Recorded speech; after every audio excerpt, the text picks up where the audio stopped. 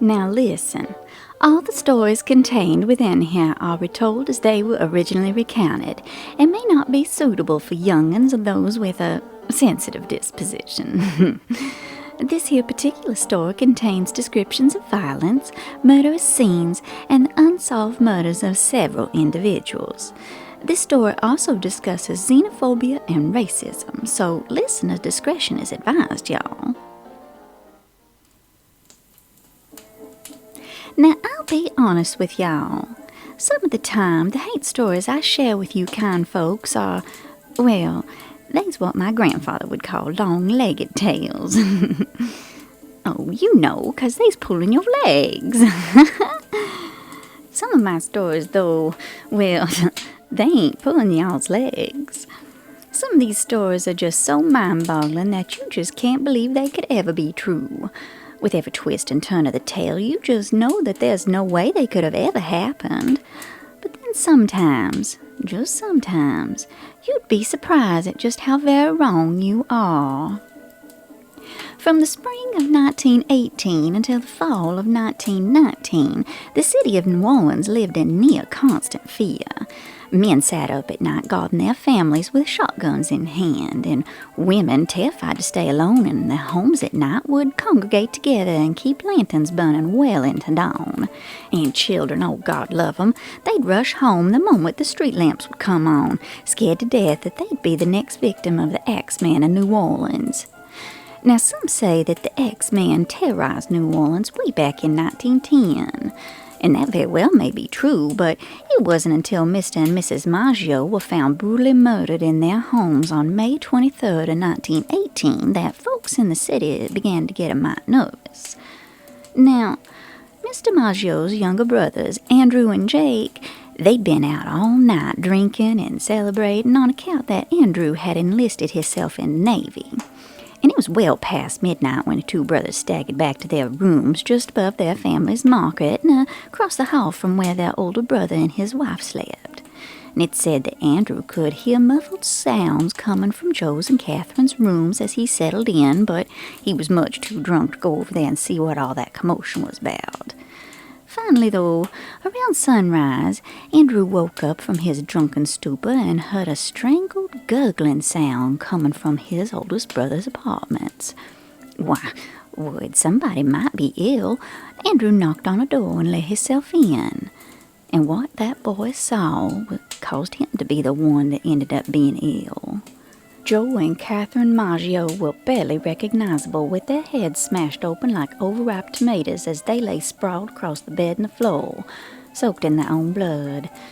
Well, Jake came a-running out of his rooms like a shot when he heard Andrew's strangled cries and sobs. He took one look at the ghastly scene and dashed to the foot of the bed to help Catherine, but Jake's efforts only exposed the slash at her neck that had nearly taken her head clean off. And as Andrew regained his composure, he heard the same gurgling sound from before coming from Joe's side of the bed. Well, Andrew yelled for Jake to run and call the police and the ambulance, but it's no use, though. Joe died in Andrew's arms before Jake could even make it downstairs to the street. When the police finally arrived later that morning, they saw that the murderer had knocked out a panel in the back door of the Maggio's home so they could slip inside. Bloody clothes were found in the corner of the couple's bedroom, and the family's wood-cutting axe was propped up against the wall next to the wash basin. Now, hardly anything was taken from the room, and neither Andrew or Jake could find any reason for somebody to want to hurt poor Joe and Catherine, which deeply confounded the police. Why would anybody want to do such an awful thing for no reason at all? Eventually, though, the police figured, seeing as how the Maggios were hot-headed Sicilians, Andrew must have killed his brother and sister-in-law over a blood feud of some sort. You see, they thought that Andrew had cut Joe's and Catherine's throats while they slept, then mutilated them with the axe in a blind rage. And unfortunately for him, later that afternoon, a straight razor that looked an awful lot like the one Andrew was known to have was found in a neighbor's garden. For 3 days, that boy was accused of killing his family, even though Andrew never once wavered in his statement. Well, it wasn't until a number of folks in the community attested to Andrew's character and his own razor was found in his rooms that he was eventually released from jail, just in time to attend Joe's and Catherine's funerals. Now, over the next month, the city fell back into an easy routine, and the terrible slaughter of the Maggios was soon forgotten. Well, until the morning of June 27th, that is. In his delivery rounds for the day, the bakery boy found Louis Bessemer and Miss Harriet Lowe in a pool of blood in the apartment above Bessemer's market. The police and the ambulance were called to help the couple, and once again the police found a panel in the apartment's back door knocked out and a bloody axe belonging to Bessemer in the corner of the bathroom. Now, thankfully, the couple was still alive when they were found and were quickly rushed off to Charity Hospital. Bessemer was treated for a cracked skull, and Miss Harriet was kept on for a few days for a terrible blow to the head that some say nearly peeled her face off at the ear. Well, now, when news of the latest attack began to spread, folks started to wonder if there might be a crazed killer on the loose in the streets of New Orleans. Why, the police even arrested a perfectly innocent man on account that Miss Harriet, while barely conscious and hardly the wits of a green potato about it at the time, said a mixed fella had attacked her. And Bessemer only made matters worse when he told police that he suspected one of his former clerks of being the attacker, a man who just so happened to be black, mind you. Some folks just beggar all belief now, don't they? Well, now, as the weeks and the months wore on, the two lovers, well, they eventually turned on one another as their stories started falling apart. They ended up slinging so much mud at each other you'd think they was prize pigs. And then, when Bessemer's wife finally came home from Cincinnati after her convalescence from the Spanish flu, only to find the mess her husband was in. Ooh, I tell you what, the press had a field day, y'all. Well, with all the conflicting accounts of what happened that night and all the carrying on afterwards, the police soon began to suspect that the whole incident was nothing more than a nasty, salacious lover's quarrel. Can you imagine?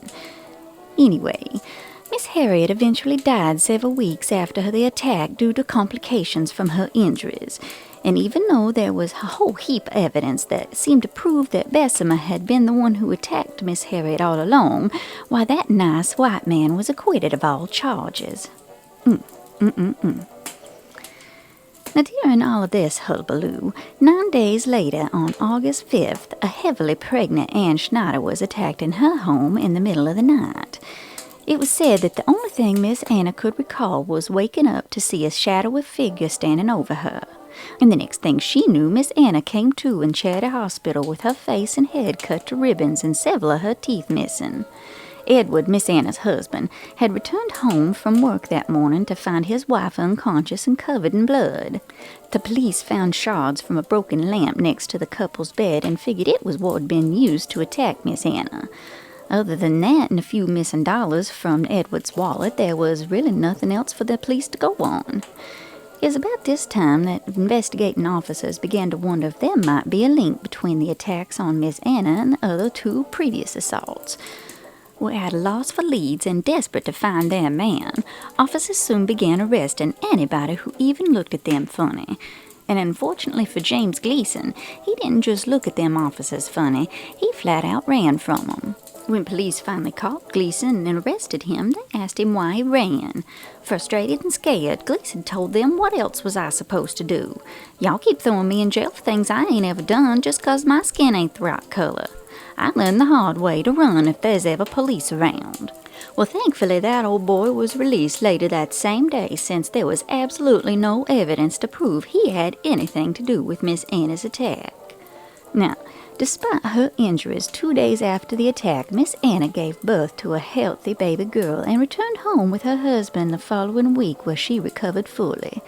Within a few days of the assault on Miss Anna, the Times-Picayune began running detailed and overly graphic articles linking the three attacks and eventually labeled the villain responsible for them the Axman of New Orleans.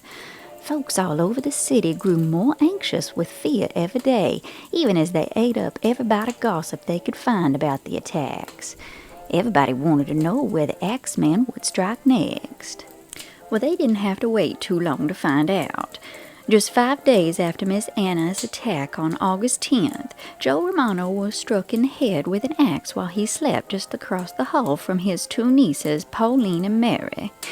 Nate said that Miss Pauline woke up to the sounds of struggle just across the hall, and just as she was about to get up to see what was going on, a strange man appeared in her doorway.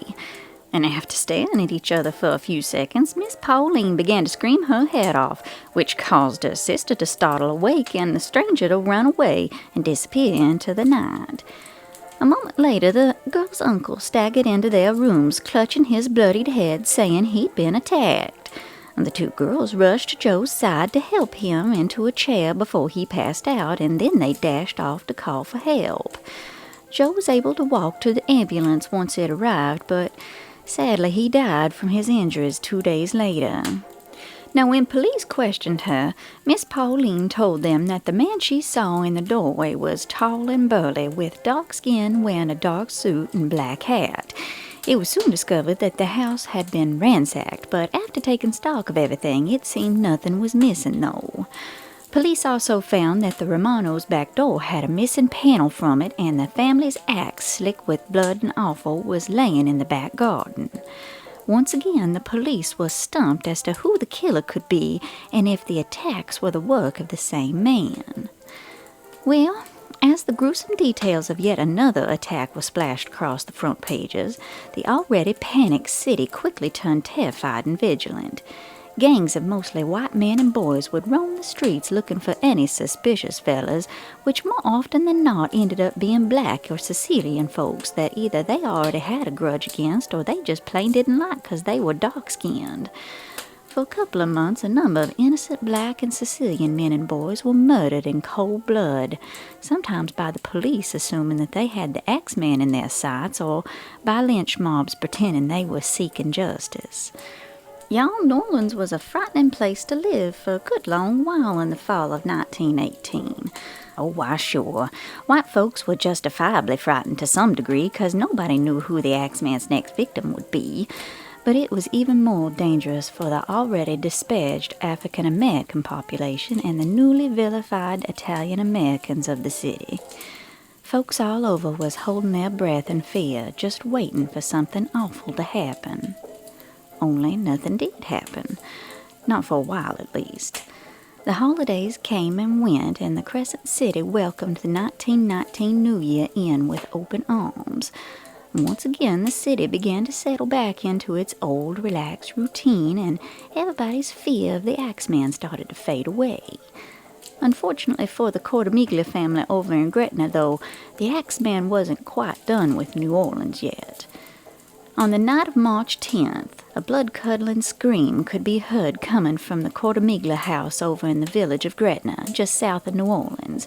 Neighbors rushed up onto the porch to see that Miss Rosie was leaning heavily on the door jamb, her face and hair drenched in blood, holding her baby daughter Mary limply in her arms. Miss Rosie's husband, Charles, was found laying in the floor just inside the door with blood pouring out of a gash in his head with every beat of his heart.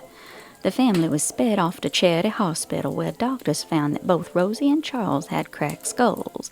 Sadly, though, the couple's poor 2-year-old baby girl died before the ambulance ever arrived.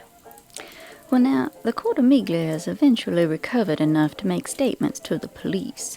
Charles and Rosie both admitted that they hadn't seen anything that night, but with pressure from Gretna police, Miss Rosie later said that the neighbors, Mr. Giordano and his son Frank, had attacked them.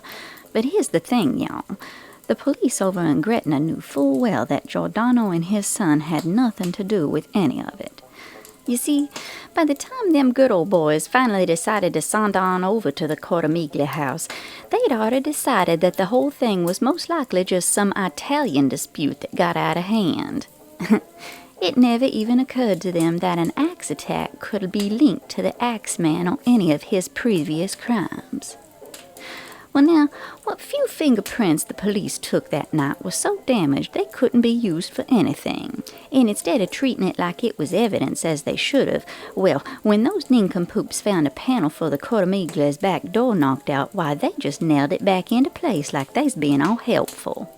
Lord, y'all, it's 1,000 wonders they didn't decide to wash the bloody axe off, too. I swear, some folks couldn't find their rear ends with both hands in their back pockets.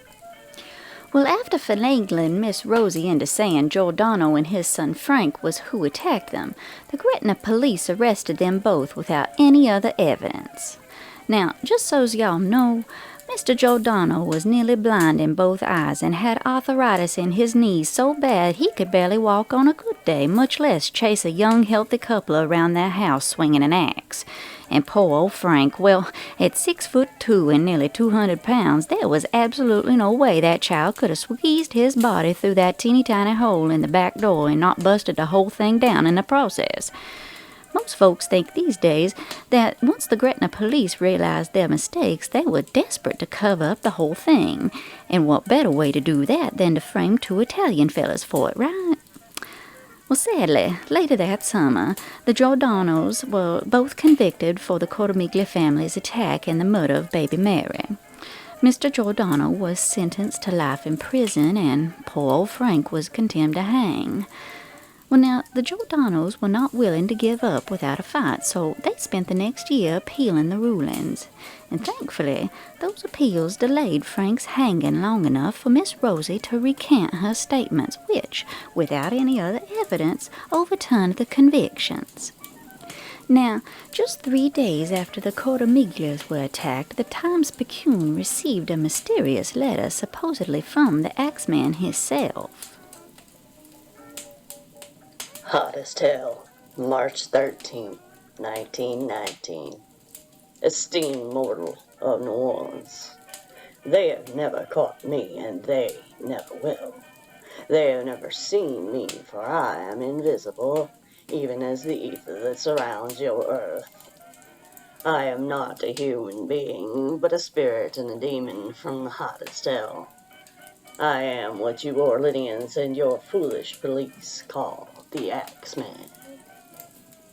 When I see fit, I shall come and claim other victims. I alone know who they shall be. I shall leave no clue except my bloody axe, besmeared with blood and brains of he who I have sent below to keep me company.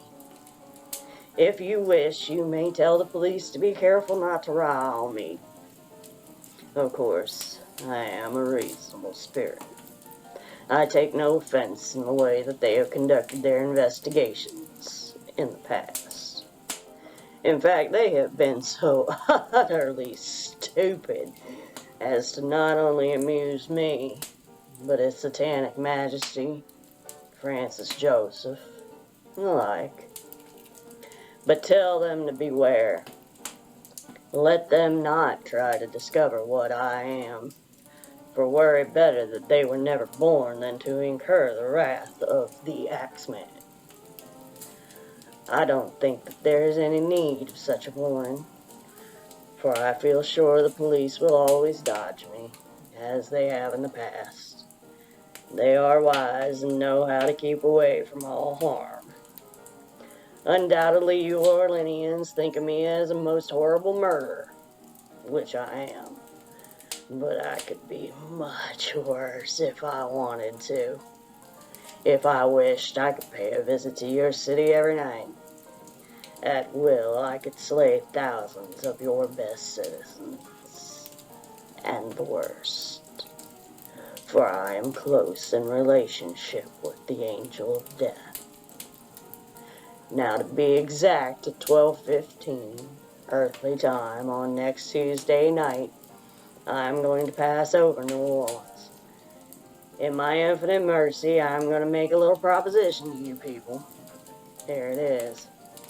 I am very fond of jazz music, and I swear by all the devils in the nether regions that every person shall be spared in whose home a jazz band is in full swing at the time I have just mentioned. If everyone has a jazz band going, well, then so much the better for you people. One thing is certain, and that is some of your people who do not jazz it out on that specific Tuesday night, if there be any, will get the axe. Well, as I am cold and crave the warmth of my native Tartarus, and it is about time I leave your earthly home, I will cease my discourse. hoping that thou wilt publish this, that it may go well with thee. I have been, am, and will be the worst spirit that ever existed in either fact or realm of fantasy. The Axeman. And that's exactly what happened, y'all. On the night of March 19th, every single home and bar and jazz club and dance hall was packed to the rafters with folks dancing to jazz music. Some folks simply took it as an opportunity to foxtrot and one-step the night away, while others took the demon Axeman's letter to heart, playing jazz music all night long as if their lives depended on it. Now, there's some who say that the Axeman didn't write the letter, and there's some who say that they could smell the brimstone on the newspaper as they read that evil letter. Now, some say composer and jazz musician Don DeVilla was the one who wrote the letter in order to drum up interest in his music, and others say that a group of bored college boys wrote it as a gaffe, never expecting that the Times-Picayune would ever publish the letter, let alone the entire town come to a standstill in order to jazz it all night long. But that night it didn't matter if you were black or white, Chinese, Sicilian, Irish, Native, French, Spanish, or some blend of many. When it came to jazz, everybody was the same. Turns out everybody was a beloved and cherished child of the Big Easy that night. Honestly, though, it really don't matter who wrote the letter anyhow. Once it was published and the night of jazz came and went, the Axeman vanished entirely. Oh, sure, there were a couple of other incidents that folks say were committed by the Axeman, like Steve Boker and Sarah Lauman's assaults. But when folks look deeper into those events, it looks less like the work of the Axeman and more like random flood robberies. And Mike Peppertone's murder? Well, y'all, that's such a wild affair that it needs its very own story to tell it right. Now, it's been over 100 years since the Axeman stalked the streets of New Orleans. These days, his crimes and his victims are nothing more than a footnote in the long history of the Crescent City. A story told by tour guides as you walk up and down the streets and past houses of the victims sipping on hurricanes and snapping selfies. But it's important for us to know and remember that this isn't just some wild, long-legged tale, y'all. The legend of the Axeman of New Orleans is a twisted tale full of bigotry and racism, police abuse and brutality, and just plain old nasty hate. And we can all pretend that this sort of story could only ever happen in the early 20th century, but I think we'd all know deep down that we'd be telling our very own long-legged tales then.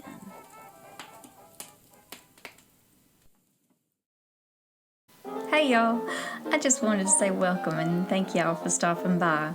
I'm Miss Dahlia and this is Southern Haint Stories. This channel's a home for all the American Southern legends that I've gathered over the years that I want to share with you kind folks.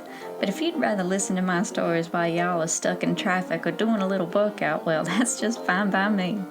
Won't y'all head on over to that old podcast player of yours and search for Southern Haint Stories there, or you can find all my tales at anchor.fm/Southern Haint Stories. By the way, do you happen to have a local or regional haint story you want to share? I'm always looking for Southern tales to entertain y'all with, so if you're willing, won't you write me at dloumcavoy@gmail.com and let me know all about the ghosties in your garden. Maybe we can find a place for your story here on the channel sometime. And you know, I'd love to know what you think of Southern Haint Stories, so won't you leave a comment or a review so y'all can help me build this into something we can all love and enjoy together. And while y'all are over that way, make sure you take a gander at the description of the channel's homepage and visit all the lovely individuals who help make Southern Haint Stories possible. But mostly, I just want to thank y'all so very, very much for coming over and listening. I can't tell y'all how much it means to this old black soul of mine to share all these wonderful stories I grew up listening to with you kind people. Now go on and have a lovely day, you hear? But you better make sure you mosey on back over here in 2 weeks for another haint story to creep up under y'all's skin.